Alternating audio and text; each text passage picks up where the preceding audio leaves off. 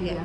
Hai teman-teman PKBI yang luar biasa, ketemu lagi bareng aku Mastin di podcast PKBI Bengkulu dalam segmen Checkpoints, cerita kesehatan yang kepo dan intens. Jadi gini teman-teman, jadi setiap minggunya kita bakal nemenin teman-teman yang kepo tentang cerita kesehatan dan bakal kita bahas secara intens. Oke, di Checkpoints ini kita bakal menghadirkan orang-orang yang ahli dan paham tentang isu-isu kesehatan yang bakal kita bahas. Jadi, buat teman-teman yang kepo, dengerin kita sampai tuntas ya. Jangan lupa siapin posisi ternyaman biar teman-teman fokus dengerin kita. Oke, jadi hari ini kita bakal cerita tentang kesehatan, yaitu tentang penyakit yang terhoror di kalangan masyarakat yang sering kita sebut itu TB atau TBC. Sebenarnya apa sih TB? Nah, jadi hari ini aku nggak bakal sendirian, udah ada temanku nih. Aku bakal bahas TB ini dengan teman PKBI juga yang sekarang menjadi koordinator kader dalam program eliminasi TB yang ada di PKBI Bengkulu.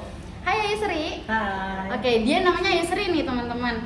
Nah, gimana Yusri, puasa ya hari ini ya? Iya dong, puasa dong. Oke, nah jadi Yusri ini udah 1 tahun nih berkegiatan di PKBI Bengkulu. Udah banyak banget kegiatan yang dilakuin, dari mulai penyuluhan, terus investigasi kontak ya Yu ya. Terus apalagi temuan terduga dan masih banyak lainnya. Nah jadi sebelum itu pasti teman-teman bertanya ya, TB itu apa sih? Seberbahaya apa sih TB? Kayak gitu kan. Jadi kita tanya-tanya dulu sama Yusri. Jadi gimana nih Yuk? TB itu apa sih sebenarnya gitu? Oke, TB ya. Jadi TB ini sebenarnya bukan sesuatu yang awam lagi, udah familiar di kalangan masyarakat. Oke. Tapi terkadang masyarakat itu udah nggak benar kayak gitu kan. Ada yang bilang kalau TB itu penyakit keturunan, ada yang bilang itu penyakit kiriman. Padahal TB itu penyakit yang terinfeksi bakteri. Nama bakterinya itu tuberkulosis. Oke. Jadi itu bukan penyakit keturunan maupun penyakit kiriman. Oke. Itu Terus penyakit yang kayak gimana? itu penyakit yang menyerang paru-paru, itu yang bernama Mycobacterium tuberculosis. Oke, kalau di Indonesia itu seberapa parah sih sebenarnya? Ya, kenapa kemudian penyakit TB ini yang dikatakan Mas tadi horor? Iya. Karena penyakit ini kita aja di Indonesia ini urutan ketiga setelah India dan Cina. Ketiga dunia? Iya, Wow. terbanyak meninggal dikarenakan TB. Waduh, kita 3 dunia men, tapi Iya. 3 dunianya Pada, masalah penyakit TB gitu. Pada ya. tahun 2020 udah 1,5 juta yang meninggal karena TB. 1,5 juta loh yang meninggal. Itu Indonesia kan Yuk? Iya. Kalau Bengkulu gimana Yuk? Kalau Bengkulu kita khususnya Bengkulu memang PKBI terutama khususnya itu menangani eliminasi TB di Kota Bengkulu. Memang dari Global Fund itu membiayai 2 di Provinsi Bengkulu, 1 di Rejang Lebong sama di Kota Bengkulu. Kita PKBI fokusnya di Kota Bengkulu. Jadi kalau di Kota Bengkulu itu setiap bulannya kita bisa memantau seberapa banyak pasien di puskesmas yang terkena TBC. Karena kenapa? PKBI sendiri terutama SSR, kalau di Kota Bengkulu itu namanya SSR ya. Ya, di SSR itu menjalin kerjasama dengan 20 puskesmas yang tersebar di Kota Bengkulu. Artinya kita sudah menjalin kerjasama, sudah berkoordinasi kepada 20 puskesmas dan kita sudah mendapatkan data setiap bulannya. Kalau untuk di Kota Bengkulu itu yang terbanyak di Kampung Melayu, khususnya Kelurahan Padang Serai. Oke. Di Puskesmas Padang Serai itu setiap bulannya itu bisa sampai 30-an kita menemukan kasus yang ditemukan oleh kader. Karena kenapa? PKBI itu mempunyai 30 kader yang tersebar di 20 puskesmas. Oke, itu untuk yang di wilayah Kota Bengkulu ya? Iya. Oke, kalau kita tahu sampai sebanyak itu yang kena TB, itu emang bagaimana sih penularan untuk penyakit TB ini? Iya, kenapa TB ini sangat mudah tertular? Karena kenapa? Penularan TB ini sangat gampang, bahkan lebih gampang dibanding yang COVID. Saat ini kan kita lagi dilanda COVID sudah 3 tahun ya. Iya, COVID udah 3 melanda tahun. kita di Indonesia khususnya. Kalau COVID itu kan kita menularnya kalau tersentuh sama orang yang positif COVID nih. Iya, betul. Nah, kalau TB walaupun tidak tersentuh dalam jarak 10 meter pun bisa tertular kita. Kok bisa? Lebih dahsyat dari COVID ternyata. Iya, kok bisa seperti Dan itu? kenapa? COVID kita sangat takut dan Iya. pemerintah semuanya fokus sama COVID. Padahal ada satu penyakit yang lebih parah daripada COVID, yaitu TB. Karena kenapa? TB ini menularnya bisa melalui udara. Ketika satu pasien TB yang mempunyai penyakit TB aktif, kemudian dia mengeluarkan percikan atau dahaknya itu di sembarang tempat, dan itu bisa terbang, bakteri itu bisa terbang dan dia itu matinya lama. Ketika itu terhirup sama orang, dalam jarak 10 meter pun jika terhirup itu bisa menularkan. Oke, jadi gitu nih teman-teman. Iya. Jadi kita kan selama ini takut banget tuh sama COVID gitu iya. kan. Ternyata ada satu lagi loh penyakit yang terhoror gitu ya, ada Iya, virus TB. terhoror gitu. Itu makanya aku bilang tadi ini terhoror di kalangan masyarakat. Ternyata memang benar-benar terhoror itu ya, Yu. Iya, Bukan cuma COVID aja gitu. Karena Oke. COVID kita harus menyentuh kan, kalau Oke. itu tidak tersentuh pun kita bisa tertular. Apalagi ada 3 kategori yang sangat rentan untuk tertular oleh TB. Yang pertama itu lansia. Oke, Yang mempunyai lansia. lansia. Karena kenapa? Lansia itu biasanya daya tahan tubuhnya sudah tidak sebagus yang masih produktif. Oke, karena iya. kenapa? Daya tahan Udah tubuh rentan lemah, ya, udah udah rentan. rentan. Ketika dia terhirup bakteri TB itu akan cepat untuk tertular. Kemudian ada anak usia 5 tahun ke bawah. Oh, di bawah 5 tahun gitu ya. Sama kayak lansia, daya tahan tubuhnya juga nggak Belum kuat sebagus kita ya, nih. Kalau ya, kita kan imunnya masih. belum kuat. Kemudian satu lagi, karena TB ini penularannya sangat gampang, jadi artinya memang fokus dari SSR khususnya ada 30 kader nih di PKBI ya. Iya. Nah, ada 30 kader, mereka akan melakukan investigasi ketika mereka menerima laporan ada kasus TB baru. Oke. Jadi gercep nih, kader langsung investigasi. Karena kenapa? Takutnya nanti orang yang di sekitar akan menularkan kayak gitu. Oke. Apalagi kontak satu rumah kayak gitu kan. Iya. Oke, jadi Ah. jadi kalau misalnya untuk tertular itu semudah itu, Iya. terus jadi kan kader udah tahu tuh, misalnya dapat informasinya dari puskesmas gitu Iya. kan. Terus kapan harus ke dokternya gitu? Nah gini, jadi ketika kader kan dapat data nih, dapat data ada satu pasien, kemudian kader akan langsung investigasi ke wilayah kan, Oke. karena yang seperti saya sampaikan tadi bahwa 10 sampai 15 itu bisa bakteri itu bisa, tertular ya? bisa. Jadi melakukan investigasi, nanti kader akan melakukan screening nih. Oke. Ada screening. Nanti, Kayak gimana tuh Iya, screening? Karena kenapa? Ini kita udah masuk ke gejala ya, tanda gejala. Artinya Oh, gejalanya iya, dulu nih, Iya, teman-teman. harus ada gejalanya dulu. Apa Artinya tuh? Gejalanya apa jadi tuh, Yu? gejala orang yang terkena TB biasanya dia akan batuk itu lebih dari 2 minggu. Karena kalau kita batuk biasa nih 3 hari 1 minggu udah minum antibiotik nih obat batuk, biasanya Iya. sembuh kan. Tapi kalau orang yang terkena TB, walaupun dia minum obat batuk semahal apapun itu nggak bakal sembuh. Bentar yuk, jadi Ah. kalau misalnya batuk 2 minggu itu TB, kalau misalnya Enggak, bukan TB, bukan Oh. TB, dicurigai Oh, TB. gejala gitu. Iya, iya, Nah, jadi dicurigai. itu juga harus digarisbawahi ya teman-teman. Iya. Walaupun kita udah batuk, walaupun 2 minggu, tapi kalau misalnya Nggak sembuh. nggak sembuh, mungkin itu gejala, belum tentu Di- itu. dicurigai gitu. Iya, baru dicurigai, belum tentu itu.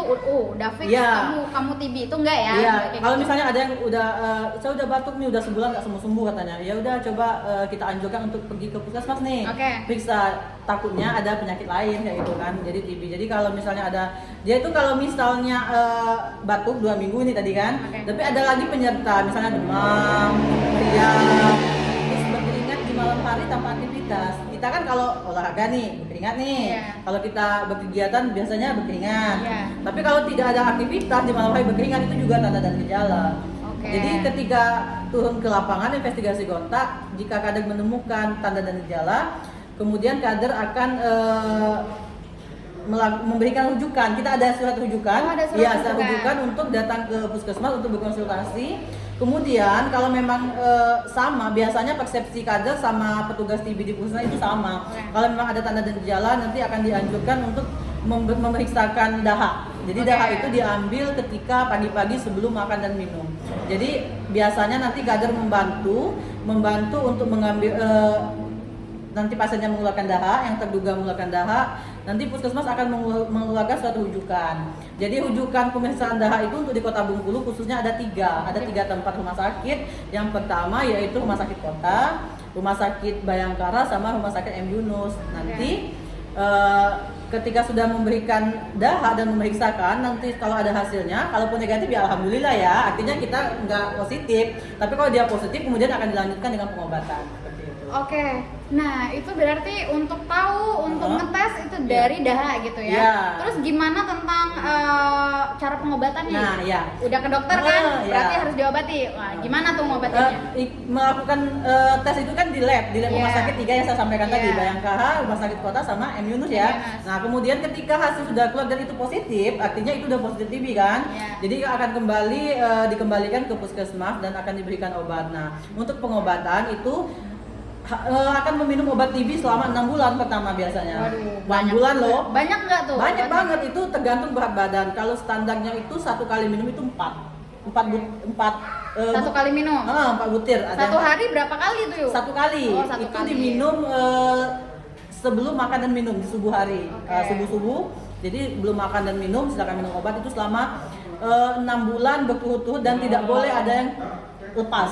Maksudnya kayak gini, misalnya udah 1 bulan nih minum misalnya, tapi hari ke-31 lupa minum obat. Jadi harus ulang dari Harus ulang lagi dong 1. Waduh, jadi harus Iya. tekun ya teman-teman Iya, yang lagi betul. terkena TB. Iya, jadi gitu. Nanti kalau 6 bulan, udah pengobatan nih udah 6 bulan habis, tapi berturut-turut nggak pernah ini kan lepas kan?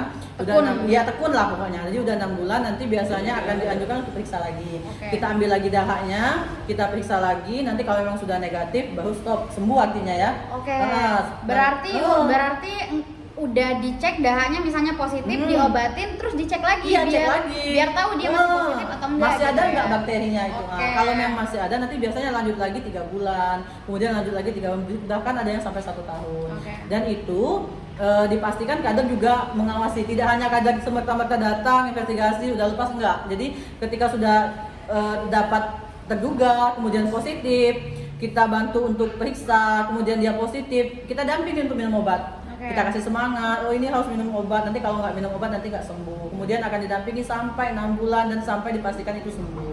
Oke, berarti hebat banget ya, kontribusi kader itu banyak banget dari Iya. mulai penemuan kasus Penemuan dulu, kasus, terus iya. menemani dia untuk cek, obat, dirujuk iya. dulu ya, terus mendampingi untuk minum obat sampai kesembuhan gitu Iya, ya. betul. Nah, jadi karena segitu banyaknya kontribusi kader terhadap kasus penanganan eliminasi TB ini, aku bingung nih, kok dari segitu banyaknya kegiatan yang dilakuin kok mau sih Ayu untuk ya udah deh aku jadi kader gitu. Padahal kan kerjanya banyak banget tuh yuk. Iya. Itu kenapa tuh? Kok bisa mau Ayu? Oh gini, kalau kita kan kader nih, kalau Iya. kader memang sih ada reward, tapi kalau reward itu nggak seberapa sih sama Reward dari mana tuh yuk? dari tadi kan kita didukung sama Global Fund. Oh, ya oke. itu dapat reward. Tapi Oke. kalau reward itu kalau dibandingkan sama yang dilakukan kader kayaknya nggak sesuai lah. Oh, gitu. Jadi di Karena sini banyak banget ya banyak banget. kegiatannya. Sudah investigasi, sudah nganterin periksa dahak, kemudian dipantau obatnya, dikasih semangat, Penyuluhan dipastikan sampai juga sembuh. tadi ya. Terus ada penyuluhan juga. Iya. Nah itu kalau pribadi saya nih kayaknya sama nih sama kader-kader yang Oke. lain ya. Gimana Ya karena tuh? kami mikirnya ya kemanusiaan aja ya. Karena kenapa? Karena kami kan udah dilatih nih, udah tahu banget ini dampak dari orang yang kena sakit TBC ini sangat banyak kayak gitu kan, bisa menularkan dengan orang yang banyak. Jadi ya kayaknya dengan kemanusiaan jangan sampai deh ini yang sakit TB ini menularkan banyak orang kayak gitu. Itu menyentuh rasa Iya, jiwa gitu. ya. Jadi Yuk, semangat ya. kayak gitu kan. Rasa kemanusiaannya Ah. terpanggil gitu Karena ya. ya kita nggak tahu kan, siapa tahu yang nanti yang positif dia bisa berteman sama saudara kita, kakak kita di lingkungan yang mana, nanti balik-balik keluarga kita juga kan yang tertular bisa aja. Makanya kita ya 30 kader insya Allah semangat sih kayak gitu. Oke, kita sebenarnya terima kasih banget sih sebenarnya dari penjelasan Ayu Sri. Berarti kerja keras kader tuh Iya. apa ya, gimana ya, maksudnya banyak banget kerjaan kader untuk Perlu TV deh ini apresiasi gitu. sih. Ya, perlu banget sih 4 jempol kalau Iya. bisa kayak gitu ya. Terus gitu tadi alasan untuk jadi TV karena sisi kemanusiaan itu terpanggil gitu Iya. ya Yuk. Nah jadi udah banyak yang Ayu Sri sampaikan tadi. Gimana yuk pesan untuk teman-teman yang dengar, Oh, pendengar iya. kita tentang TV ini? Boleh Jadi deh, ya, jadi kalau untuk sakit TB ini kalau bisa yang pertama ketika kita tahu ada yang sakit TB, kalau bisa kita nggak usah takut karena kenapa? TB ini memang yang disampaikan Mas Nin sih horor. Iya, horor banget Iya, sih horor banget sih sebenarnya. karena yang disampaikan ini kan sangat gampang untuk menularkan Iya, kan. makanya. Ya tapi Lebih kan gampang sama, iya. sama kayak COVID Sudah, ya. Iya, COVID kalau tersentuh menularkan, Iya. tapi kalau COVID 10 meter aja udah bisa menularkan. Oke.